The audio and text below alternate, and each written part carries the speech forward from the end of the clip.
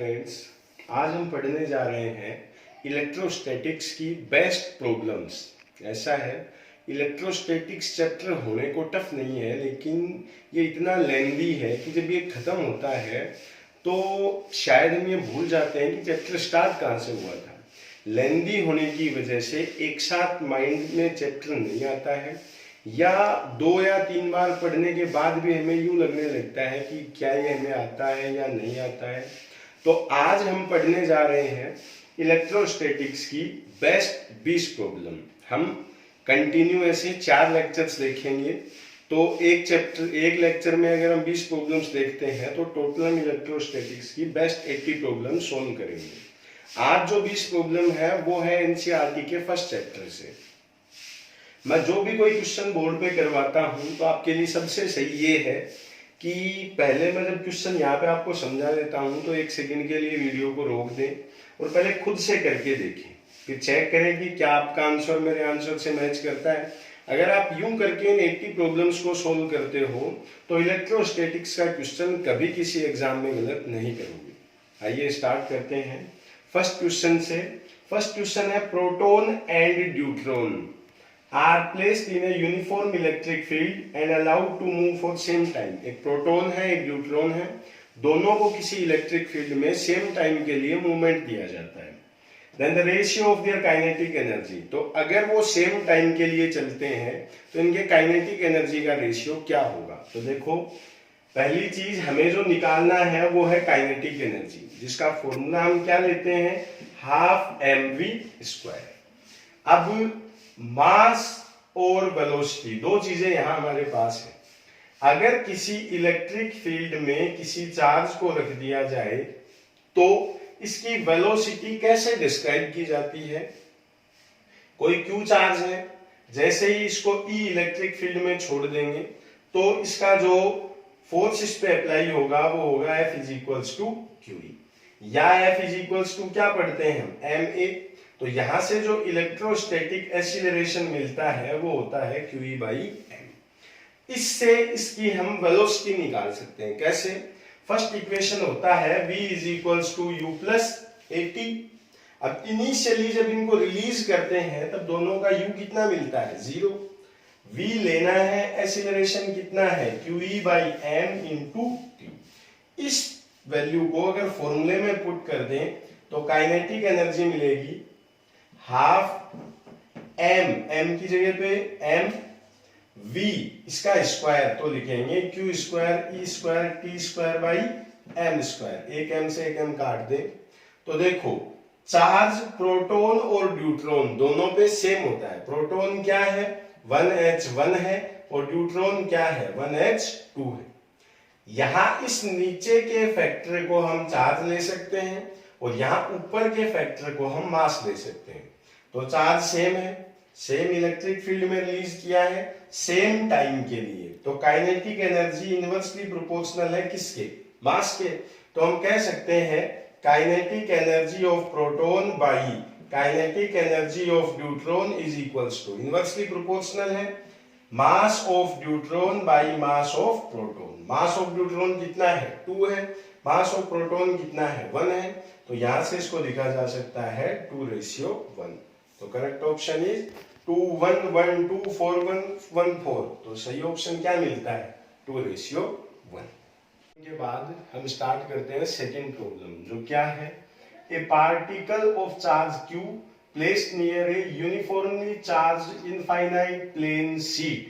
हमारे पास एक प्लेन शीट है with surface charge density sigma, experiences a force F1। जब किसी uniformly charged infinite plane sheet के पास किसी चार्ज को रखते हैं तो इस पे जो फोर्स लगता है वो है F1।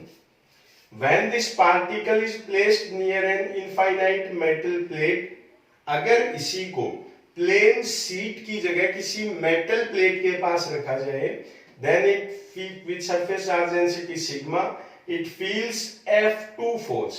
तब इस पे जो फोर्स लगता है वो है F2। Then F1/F2 is, तो F1 और F2 का रेशियो क्या होगा। अगर आपको इंग्लिश समझने में प्रॉब्लम है तो आप इसी क्वेश्चन को हिंदी में भी समझ सकते हैं, तो सामने यहाँ लिखा हुआ है। तो दो अलग अलग वर्ड है। शुरू में जो दिया हुआ है वो है इनफाइनाइट प्लेन शीट और बाद में जो दिया हुआ है वो है इनफाइनाइट मेटल प्लेट। तो देखो दोनों में डिफरेंस क्या है।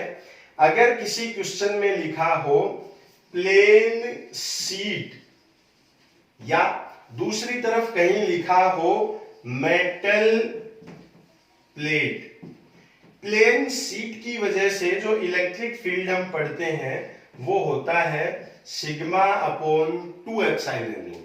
याद हो तो हम इस तरह से एक प्लेट बना के पढ़ते हैं, इससे इधर भी इलेक्ट्रिक फील्ड आता है, इधर भी इलेक्ट्रिक फील्ड आता है। लेकिन अगर प्लेन शीट को रिप्लेस कर दिया जाए मेटल प्लेट से, तब जो इलेक्ट्रिक फील्ड मिलता है वो मिलता है सिग्मा अपॉन एप्सिलॉन नॉट। मतलब ये जस्ट इससे डबल हो जाता है। तो हम ये कह सकते हैं कि इलेक्ट्रिक फील्ड की वैल्यू क्या हो गई है, डबल। तो अगर किसी प्लेट के पास चार्ज को रखते हैं तो इस पे कितना फोर्स लगता है, F is equals to QE। अब अगर इलेक्ट्रिक फील्ड डबल होता है मेटल प्लेट के केस में तो फोर्स भी क्या होगा, डबल। तो F इज इक्वल्स टू क्या ले रहे हैं हम, QE। अगर E डबल तो F डबल। तो अगर शुरू में फोर्स F1 F है तो जो F2 है वो इनिशियल का कितना होगा, डबल। दोनों का रेशियो लिया जाए तो क्या मिलेगा, 1:2। ऑप्शन जो गिवन है वो है 1, 2, 1:2 और 3। तो कौन सा है करेक्ट ऑप्शन, सी। ये है क्वेश्चन नंबर सेकंड। अब सेकंड क्वेश्चन के बाद हम स्टार्ट करते हैं थर्ड क्वेश्चन, जो क्या है, two identical pendulums. Identical means which have same mass, means we have two pendulums which having equal mass. Two identical pendulums A and B are suspended from the same point. The bobs A and B are given positive charges Q1 and Q2 where Q1 is greater than Q2. A और B दो pendulum है, उनको Q1 और Q2 charge दिया गया। किस तरह से कि Q1 is greater than Q2 है। If A and B are making θ1 and θ2 angle with vertical, then अगर θ1 और θ2 एंगल है तो क्या θ1 ज्यादा है θ2 से, या हम कह सकते हैं θ2 ज्यादा है θ1 से, या हम कह सकते हैं कि बोथ आर इक्वल, या हम कह सकते हैं बोथ आर 90। क्वेश्चन जो है वो ये कहना चाह रहा है कि मान लो इनिशियली ये दो पेंडुलम है, अब इन दोनों को Q चार्ज दिया गया। किस तरह से, इसको Q1 और इसको Q2। तो ये ज्यादा है इससे। क्वेश्चन में जो कंफ्यूजन क्रिएट करना चाह रहा है वो ये है कि अगर Q1 ज्यादा है Q2 से तो ये इसको रिपेल करेगा इस डायरेक्शन में।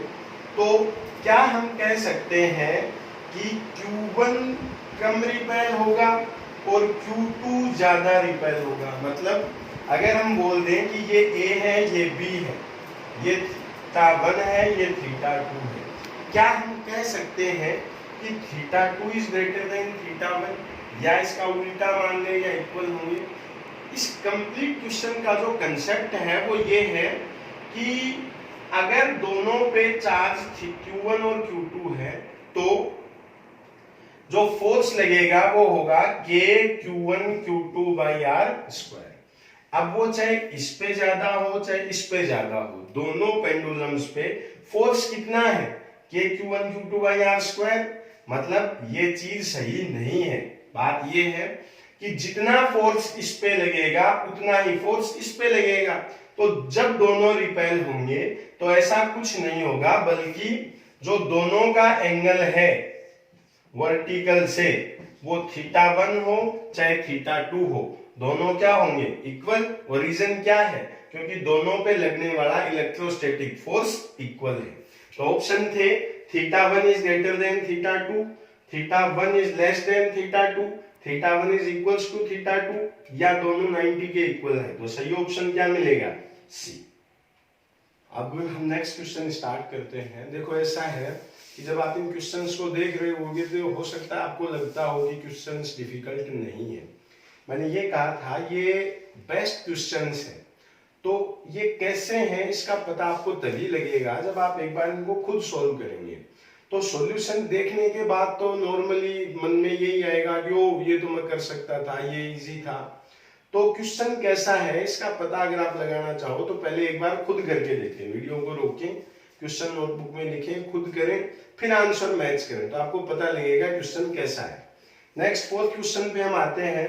ए rod of length L has a total charge Q distributed uniformly along its length. एक रोड है जिस पे यूनिफॉर्मली कितना चार्ज डिस्ट्रीब्यूटेड है, Q है।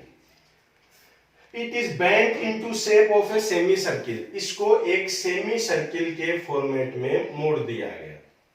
Then the electric field at the centre of semi circle, तो इस सेंटर पे इलेक्ट्रिक फील्ड क्या होगा।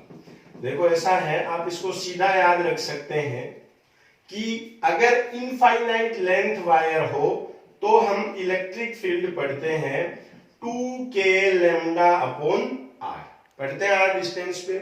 सेम यूं ही इसके लिए इलेक्ट्रिक फील्ड सेमी सर्किल के सेंटर ऑफ कर्वेचर पे जो इलेक्ट्रिक फील्ड है वो मिलता है 2k लैम्डा अपॉन r। लेकिन जब हम ऑप्शन देखते हैं तो फर्स्ट ऑप्शन है 2q upon epsilon not l square, q upon epsilon not l square, q upon ये, तो ये चारों ही नहीं है। तो माइंड में आ सकता है क्या अपना आंसर सही है। देखो एक तो हमें यहां से लैम्डा को रिप्लेस करना है, दूसरा हमें r को रिप्लेस करना है। हम लैम्डा क्या लेते हैं, चार्ज एट यूनिट लेंथ। अब लैम्डा क्या ले सकते हैं, हम पढ़ते हैं lambda is equals to Q by L।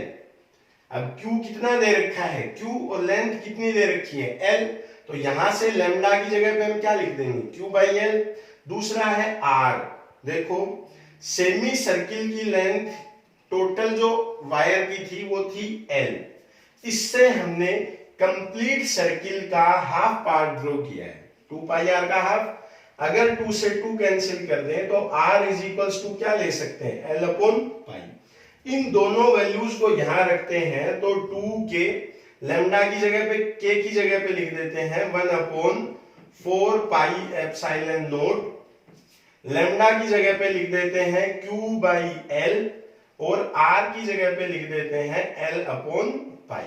पाई से पाई कैंसिल, 2 से ये 2, ऊपर बचेगा Q, नीचे बचेगा 2 epsilon not L square. Option क्या क्या थे, 2q upon epsilon not L square गलत है, सेकेंड है Q अपॉन एप्सिलॉन नॉट, ये भी गलत, सही नहीं है, थर्ड भी नहीं है, सही ऑप्शन क्या है, डी। अब चलते हैं नेक्स्ट क्वेश्चन। अब चलते हैं नेक्स्ट क्वेश्चन पे। फिफ्थ क्वेश्चन है, two equally charged small balls A and B placed at fixed distance experience a force F। कि एक ये बॉल है एक ये बॉल है, इनको किसी फिक्स डिस्टेंस मान लो D पे रख दिया गया, दोनों पे चार्ज है Q, तो इनके बीच में फोर्स लगता है F। ये F कितना है, K Q1 Q2 by D square. Then A similar uncharged ball C after touching one of them, एक बॉल है जो अनचार्ज है, मान लो उसको टच करवा देते हैं A से।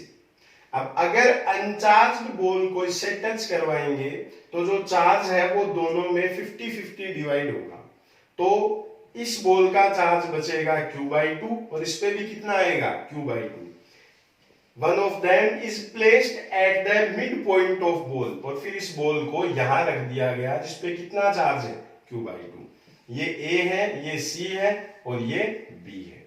Then the force exerted by C, तो इस C पर कितना चार्ज लगेगा, देखो इसकी डिस्टेंस है D बाई 2, इसकी डिस्टेंस है D बाई 2। इन दोनों में कितना फोर्स होगा, अभी ये प्लस का ये प्लस का, ये इसको इधर रिपेल करेगा, किस फोर्स से, K Q1 Q2 upon D by 2 का स्क्वायर।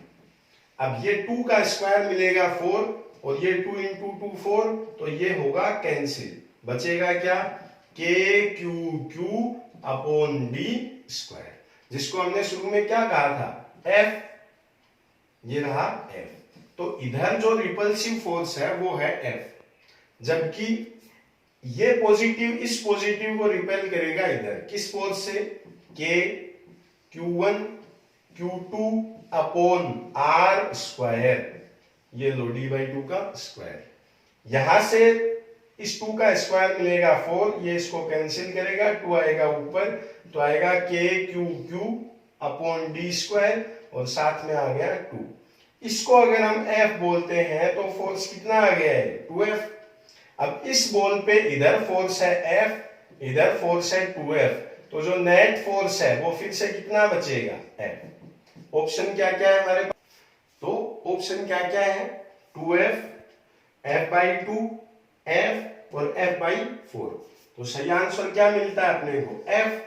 तो 2F नहीं है, F/2 नहीं है, ये रहा करेक्ट ऑप्शन। इस क्वेश्चन का राइट आंसर क्या है F। के बाद हम बात करते हैं 6th क्वेश्चन की। A particle of charge -q and mass m in a circular orbit around a fixed point charge +q in circle of radius r and time period t। सवाल क्या है कि एक q चार्ज है, -q का small charge, इसके चारों तरफ एक सर्कुलर पाथ में रोटेट होता है, जिसका टाइम पीरियड कितना गिवन है t है, और जिसकी रेडियस कितनी गिवन है small r। Then which of the following is correct। तो इन ऑप्शंस में से क्या सही है। देखो ऑप्शन जो है वो रेडियस और टाइम पीरियड में रिलेशन स्टेब्लिश करते हैं। तो हम ये कह सकते हैं कि ये नेगेटिव चार्ज है, ये पॉजिटिव चार्ज है, इसको ये फोर्स इधर करेगा अट्रैक्ट, जिसको हम कूलम्ब फोर्स बोल सकते हैं kQq/r²। जबकि जब ये रोटेट होगा तो इस पे बाहर फोर्स लगेगा mv²/r। इन दोनों के बैलेंस होने की वजह से चार्ज रोटेट होता है। तो हम कह सकते हैं mv²/r = kQq/r²। एक r से एक r कैंसिल। देखो अब हमें r और t में रिलेशन स्टेब्लिश करना है। t का एक फॉर्मूला हम पढ़ते हैं, टाइम पीरियड 2π/ω, और ओमेगा क्या है याद हो, तो ओमेगा = होता है v/r। किसी लीनियर वेरिएबल को r से डिवाइड कर दें तो एंगुलर वेरिएबल मिलता है। तो ओमेगा के लिए हमें क्या लाना है यहाँ v/r, v का है स्क्वायर, तो एक काम करते हैं दोनों तरफ r² से डिवाइड कर देते हैं। v²/r² हम लिख सकते हैं mω² = kQq/r³। अगर ओमेगा और r का रिलेशन लेना चाहें तो हम लिख सकते हैं ω² is inversely proportional to r³। Omega क्या लेते हैं t है 2π/ω, तो ओमेगा ले सकते हैं 2π/t, तो आएगा 4π² t² is proportional to r³। ये कांस्टेंट है, यहां से रिलेशन क्या मिलता है that t² is directly proportional to r³। Option D है r² is proportional to t³, उल्टा है, ये सही नहीं है, ये सही नहीं है, r³ is proportional to t², तो राइट ऑप्शन इज फर्स्ट। अब हम बात करते हैं नेक्स्ट क्वेश्चन की। Electric field due to a long hollow cylinder, cylinder means a wire of uniform linear charge density varies with distance r from axis of cylinder is shown in। कि किसी cylindrical wire की वजह से electric field r distance के साथ कैसे change होता है। अब इसको देखने के बाद जब हम चार ऑप्शन देखते हैं तो माइंड में जो चीज स्ट्राइक करती है वो करती है कि E = 2k λ/r। E is inversely proportional to r, inversely हो तो हाइपरबोलिक, ये नहीं है, ये नहीं है, ये रहा। जल्दीबाजी नहीं करनी है। अभी सवाल फिर से पढ़ते हैं। Electric field due to a long hollow cylinder, hollow का मीन्स है इस तरह का, मतलब इसको हम वायर की तरह एज्यूम कर सकते हैं, लेकिन इस होलो होने की वजह से अंदर जो चार्ज है वो कितना है, जीरो है। चार्ज जीरो है तो इलेक्ट्रिक फील्ड भी कितना मिलता है, जीरो मिलता है। इलेक्ट्रिक फील्ड जीरो मिलने की वजह से अंदर जो ग्राफ का वेरिएशन होगा, अंदर कुछ नहीं और बाद में हाइपरबोलिक, क्योंकि ये जो रिलेशन है ये वायर के बाहर मिलता है। तो अगर हम चारों ऑप्शन देखते हैं, ये नहीं, अब आंसर इसको नहीं करेंगे, बल्कि देखो अंदर इलेक्ट्रिक फील्ड कितना है, 0 है, बाहर इलेक्ट्रिक फील्ड इनवर्सली प्रोपोर्शनल है आर के। तो सही ऑप्शन क्या है, डी। जब भी क्वेश्चन आए तो जल्दीबाजी नहीं करें। ये सिमिलर क्वेश्चन है, मैग्नेटिज्म में है, ग्रेविटेशन में है, यहाँ है। अब आता जरूर है, चाहे 3 क्वेश्चन है, तीनों में से कोई भी एक आए, अगर आए तो इस तरह के वर्ड को ध्यान से देख लें, उसके बाद ही आंसर टिक करें। So right option is D. अब बात करते हैं नेक्स्ट क्वेश्चन की।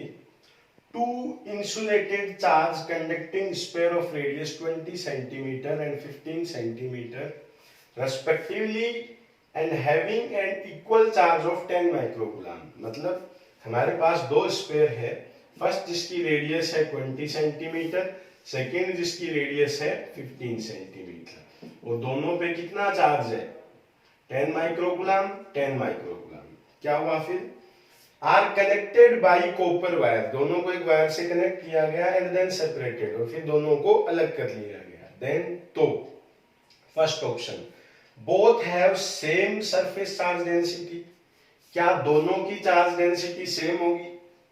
सेकेंड है, bigger sphere have more surface charge density, इसकी चार्ज डेंसिटी ज्यादा होगी। सी है, smaller sphere have more charge density, इसकी चार्ज डेंसिटी ज्यादा होगी। या डी है, बोथ हैव इक्वल चार्जेस, क्या दोनों पे चार्ज इक्वल रहेगा। अब देखिए, पहले सोचना है कि क्या क्या चीज निकालनी है। एक तो दोनों का चार्ज निकालते हैं फाइनली, और फिर दोनों की निकालते हैं चार्ज डेंसिटी। अगर चार्ज निकालेंगे तो हमारे पास फॉर्मूला होता है Q1 dash is equals to R1 upon R1 plus R2 into Q, and Q2 dash is equals to R2 by R1 plus R2 into Q। तो Q1 डैश कितना होगा, R1 20 by 20 plus 15, 10 plus 10, ये हो गया 20। तो 20 by 35 into 20, 5 से करेंगे तो 5 4 5 7, इसका आएगा 80 बाई 7। जबकि इसका चार्ज मिलेगा 10 इंटू 20 बाई 35, ये 4 7 40 बाई 7। तो डी ऑप्शन तो सही नहीं हो सकता है, क्योंकि डी ऑप्शन है बोथ हैव इक्वल चार्जेस, क्या चार्ज इक्वल है, नहीं है। अब निकालते हैं इसकी चार्ज डेंसिटी और इसकी चार्ज डेंसिटी। चार्ज डेंसिटी क्या लेते हैं, सिग्मा, सिग्मा क्या लेते हैं, Q अपॉन A। तो पहले फर्स्ट के लिए लेते हैं सिग्मा 1, इसको मैं एक बार के लिए हटा देता हूं। इसका फाइनल चार्ज है 80 बाई 7 और इसका है 40 बाई 7। अब इसको यहां से हटाते हैं। इसकी चार्ज डेंसिटी अगर लें तो sigma 1 Q upon A, Q कितना है 80 बाई 7, 4 पाई R स्क्वायर, दोनों में सेंटीमीटर है तो एक बार के लिए यूनिट चेंज नहीं करते हैं, डायरेक्ट लिख देते हैं, इसको लिखेंगे 400 R का स्क्वायर। सिग्मा 2 आएगा 40 upon 7 by 7, 4 pi R square, R का स्क्वायर मीन्स 15 का स्क्वायर, 25 स्क्वायर। अब जो सेम है उसको तो कंपैरिजन में लेने का मतलब है नहीं, तो 7 इंटू 4 पाई तो एक बार के लिए देते हैं हटा, 0 से 0 कैंसिल, तो ये है 8 बाई 40, या इसकी चार्ज डेंसिटी हम ले सकते हैं 1 बाई 5। इसके लिए है 5 से कैंसिल करेंगे तो 8 बाई 45, अगर कैंसिल करते हैं तो आएगा 1 अपॉन 5, 50 5.6। इसकी है 1 बाई 5, जबकि इसकी कितनी है 1 बाई 5.6। यहां एक बड़ी वैल्यू से डिवाइड किया हुआ है तो ज्यादा क्या है, ये है। तो हम क्या कह सकते हैं, द लार्जर स्पेयर और the bigger sphere have more charge density. First option क्या था, both have same charge density, नहीं हो सकता। बी है, bigger sphere have more charge density, सही है। सी है, smaller sphere have more charge density, गलत है।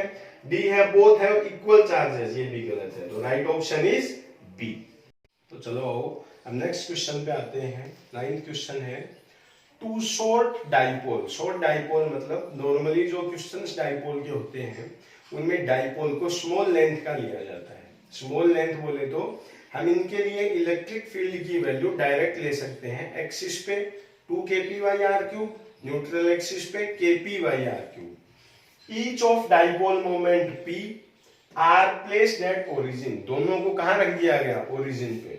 The dipole moment of one is along X axis. एक का डाइपोल मोमेंट जो है वो एक्स एक्सिस के अलोंग है, while that of other is along y axis। दूसरे का y axis पे है। Then the electric field at a point A0 is given by। तो A0 पे जो नेट डाइपोल मोमेंट है वो इन चारों में से कौन सा मिलेगा? पहले आप खुद ट्राई कीजिए, फिर मैं करता हूं। कैसे? मान लो ये है x एक्सिस, ये है y एक्सिस। A0 जो पॉइंट है वो है यहां x एक्सिस पे। अब एक डाइपोल तो है यहां P, दूसरा डाइपोल है यहां y एक्सिस पे P। ये जो पॉइंट है मान ले इसको बोल देते हैं K या इसको बोल देते हैं A। इस डाइपोल के एक्सिस पे है। दूसरी चीज जो हमें पता है वो ये है कि ये है +q, ये है -q। डाइपोल के एक्सिस पे जो इलेक्ट्रिक फील्ड है वो पैरेलल होता है P के। तो इस डाइपोल का जो इलेक्ट्रिक फील्ड है वो या तो इस डायरेक्शन में होगा और या तो होगा इस डायरेक्शन में। और कितना होगा? 2kp/r³। जबकि जो डाइपोल की न्यूट्रल एक्सिस का इलेक्ट्रिक फील्ड है वो किधर होता है? ये है 2kp/r³, जबकि न्यूट्रल एक्सिस पे होता है E anti parallel to P, मतलब P से अपोजिट डायरेक्शन में। अब इसका P चाहे इधर हो चाहे इधर हो, इसका P होगा इस डायरेक्शन में। कितना होगा? kp/r³। हम यहां से ये कह सकते हैं कि अगर हम इन दोनों को लें या इन दोनों को लें तो जो दोनों इलेक्ट्रिक फील्ड है इनके बीच में कितना एंगल है? 90 है। अगर एक इलेक्ट्रिक फील्ड है 2kp/r³, दूसरा इलेक्ट्रिक फील्ड है kp/r³, तो जो रिजल्टेंट हम लेंगे पाइथागोरस थ्योरम से ले सकते हैं या रिजल्टेटिव फॉर्मूला से ले सकते हैं।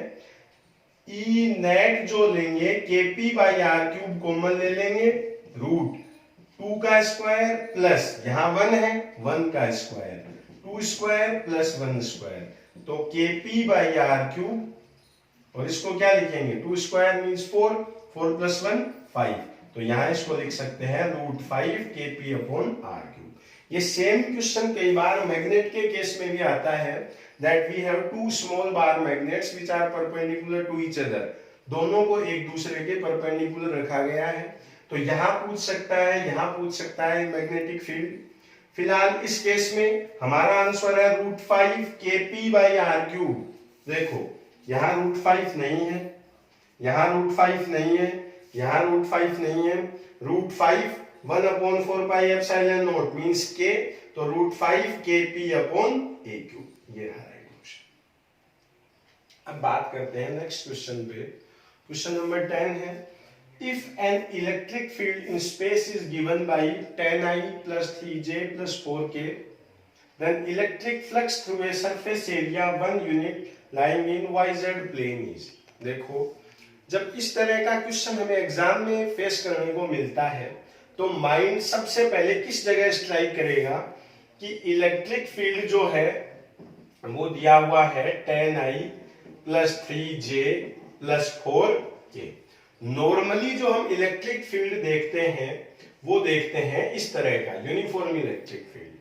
अब जब एग्जाम में इस तरह का क्वेश्चन सामने आता है तो माइंड जो चीज सोचने लगता है वो ये कि ये इलेक्ट्रिक फील्ड किस डायरेक्शन में है। I में भी है, J में भी है और K में भी है। इधर है, किस डायरेक्शन में है। माइंड में 100 तरह के क्वेश्चन उठने लगते हैं। फिलहाल पहले क्वेश्चन को कंप्लीट नोट करते हैं। And surface area 1 unit in YZ plane. हम ये जानते हैं कि अगर कोई बॉडी XY प्लेन में हो तो इसका जो एरिया है वो किस में लेंगे, जेड एक्सिस में, या हम कह सकते हैं के कैप में।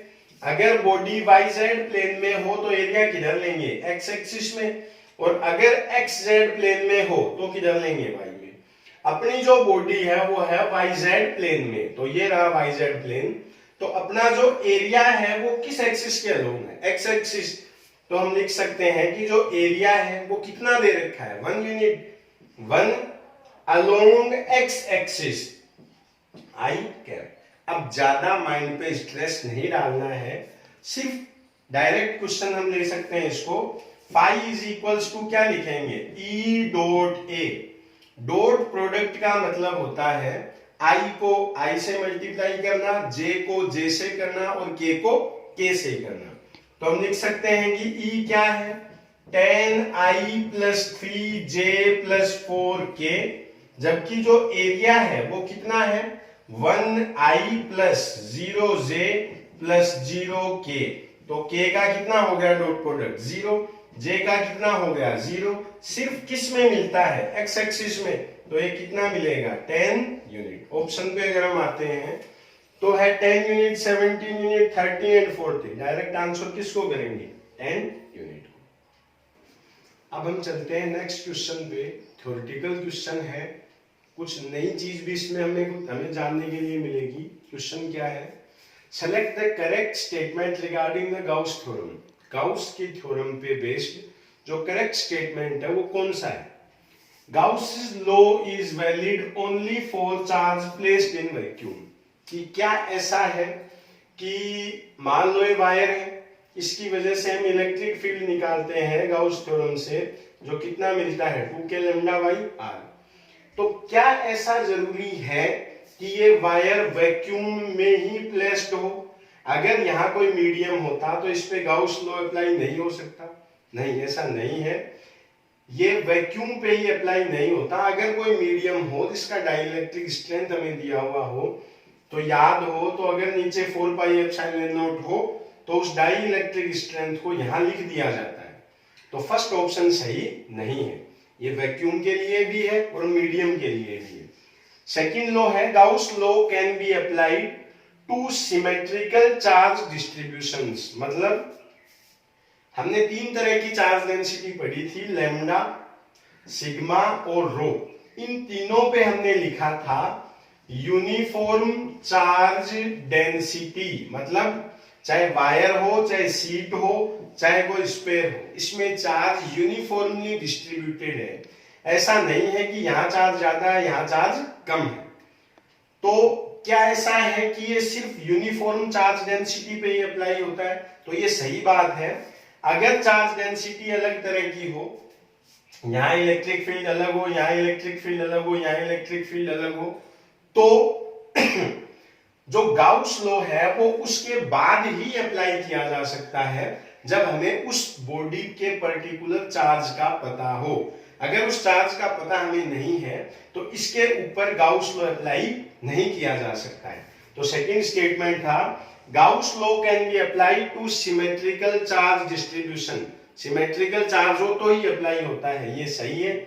लेकिन यहां लिखा हुआ है स्टेटमेंट ऑल ऑफ अबोव भी हो सकता है या एक से ज्यादा हो सकते हैं। खैर आंसर हम यहां से दे सकते हैं, क्योंकि अगर ये नहीं है तो ऑल ऑफ दीज तो है नहीं। फिर भी सी ऑप्शन पे हम आते हैं, the electric field calculated by Gauss law is the field due to the charge inside the Gaussian surface. देखो, अब जो फर्स्ट और थर्ड स्टेटमेंट है ये एक दूसरे को कोरिलेट करते हैं। कई बार कुछ इस तरह का क्वेश्चन आता है कि एक बॉडी यूं बनी हुई आएगी, इस पे होगा Q1 Q2, यहां लिखा होगा Q3 और यहां पॉइंट दिया होगा 1। अब पूछा जाएगा कि पॉइंट 1 का जो इलेक्ट्रिक फील्ड है वो किसकी वजह से है, Q1 Q2 की वजह से, Q1 Q2 Q3 की वजह से, या किसकी वजह से, या इस पॉइंट को अगर बोल दिया जाए यहाँ।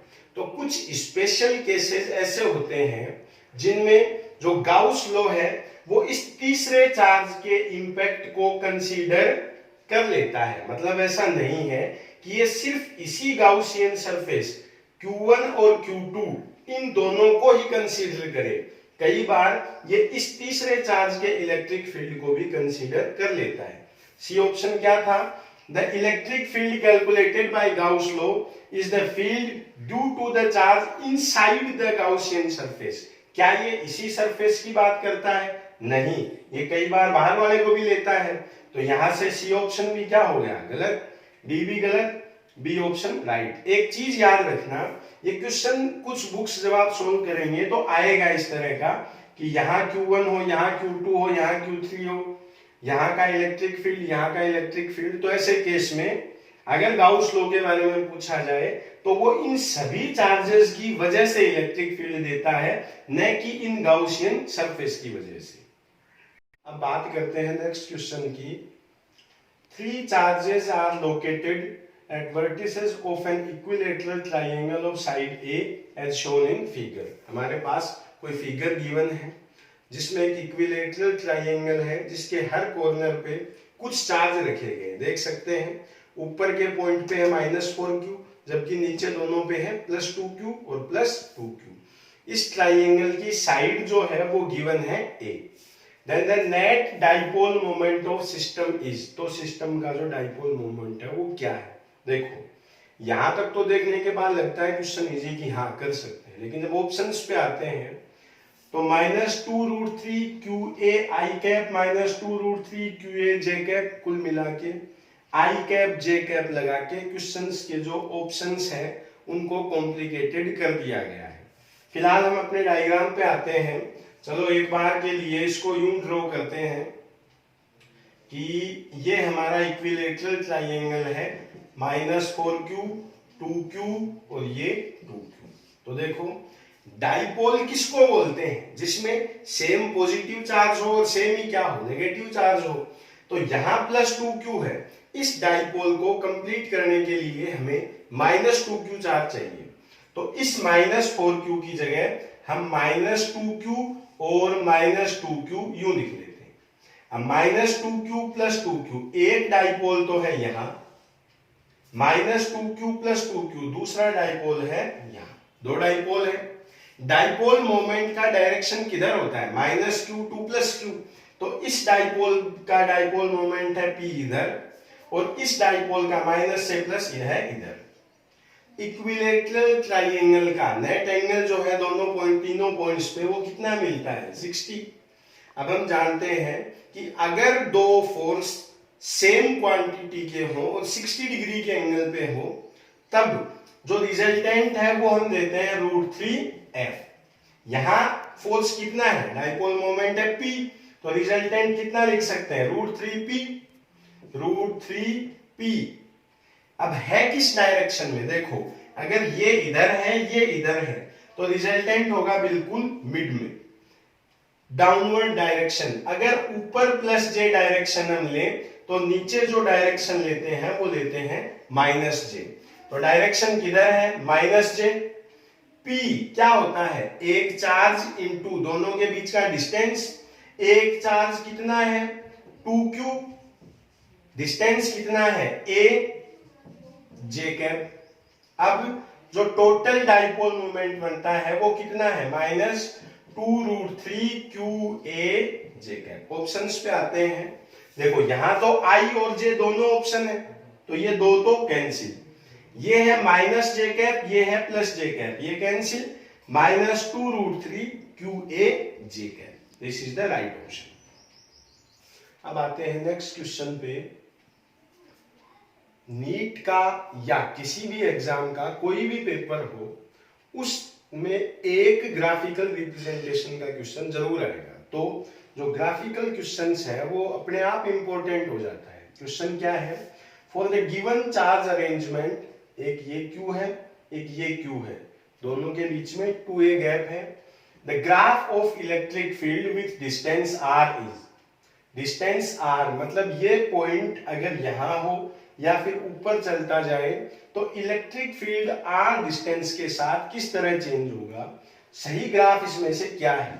अब सबसे पहले जो हम सोचते हैं वो ये सोचेंगे कि जैसे जैसे डिस्टेंस इंक्रीज होगी मे बी की फोर्स कम होता जाए। अब यहां है फोर्स कम हो रहा है, ये कुछ अटपटा सा दिखता है जिसमें पहले फोर्स इंक्रीज होता है फिर डिक्रीज होता है, यहाँ फोर्स कम होता जा रहा है, यहाँ फोर्स बढ़ता जा रहा है, तो किसको सही मान लें? अब जब भी ऐसा क्वेश्चन आए तो पहले वहां जाएंगे जहां से हमने इसको पढ़ा है। क्या पढ़ते हैं हम कि अगर ये प्लस क्यू हो और ये भी प्लस क्यू हो, इनके बीच में इलेक्ट्रिक फील्ड ले या पॉजिटिव 1 कूलम चार्ज ले, तो पॉजिटिव पॉजिटिव को क्या करेगा? रिपेल। पॉजिटिव पॉजिटिव को क्या करेगा? रिपेल। मिड पॉइंट पे इलेक्ट्रिक फील्ड हमेशा कितना मिलेगा? 0।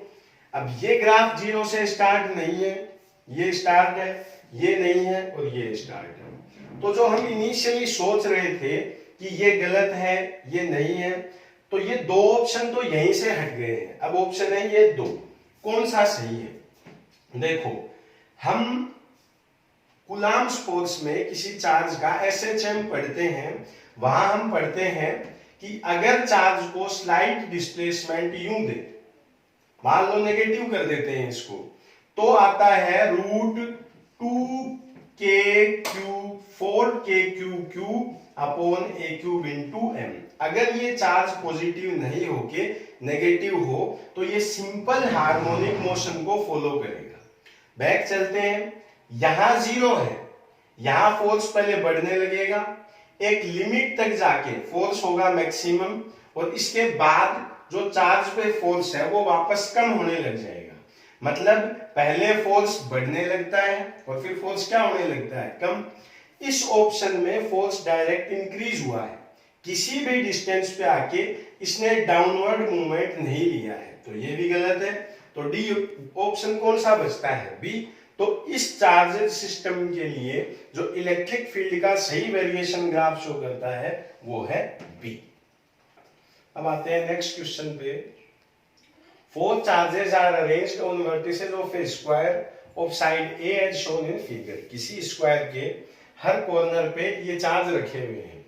Then the net electric dipole moment of arrangement is। तो इस अरेंजमेंट का जो नेट डाइपोल मोमेंट है वो क्या होगा?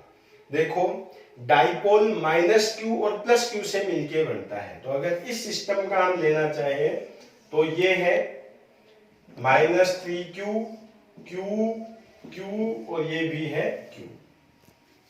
इस -3q को -q में डिवाइड कर देते हैं। अब एक डाइपोल है इधर, इसका डाइपोल मोमेंट होगा -q2 +q इस डायरेक्शन में, कितना होगा? p। और इस p की वैल्यू क्या होगी? q into a। एक चार्ज इंटू दोनों के बीच का डिस्टेंस। दूसरा डाइपोल होगा ये -q2 +q, q into a, ये भी हो गया p।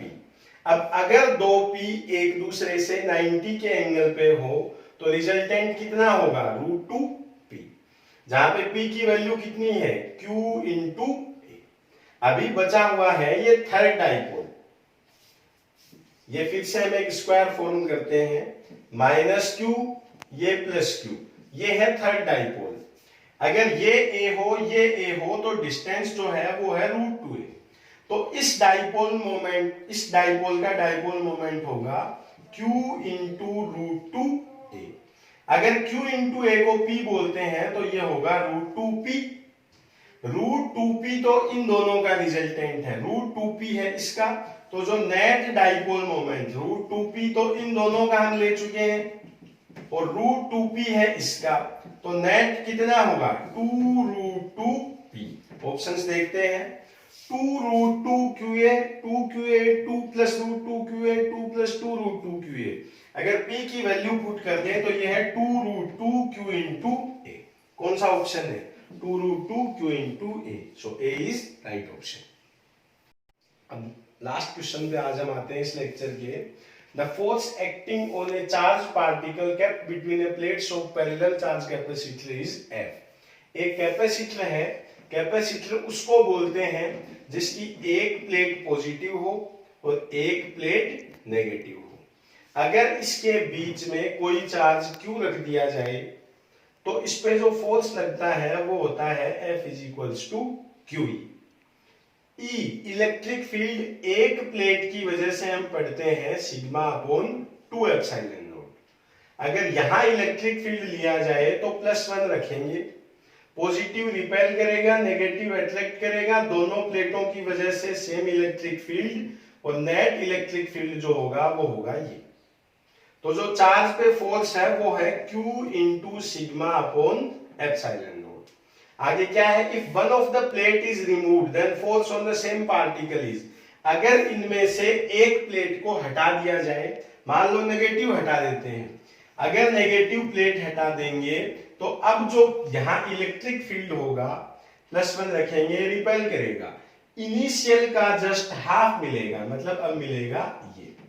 अगर इलेक्ट्रिक फील्ड हाफ हो जाए तो जो फोर्स है F होता है QE, फोर्स भी क्या हो जाएगा, हाफ, तो फोर्स कितना मिलेगा, F/2, राइट ऑप्शन। अगर आपको ये वीडियो पसंद आया हो तो चैनल सब्सक्राइब करें और बेल आइकन दबाना बिल्कुल न भूलें ताकि अगले वीडियो का नोटिफिकेशन आपको मिल जाए। इसी तरह के 4 लेक्चर्स में हम इलेक्ट्रोस्टैटिक्स को कंप्लीट करेंगे। अगर इन चारों लेक्चर्स को आप अच्छे से देखते हैं तो किसी भी एग्जाम में इलेक्ट्रोस्टैटिक्स से रिलेटेड कोई भी क्वेश्चन आपका गलत नहीं होगा। थैंक्स।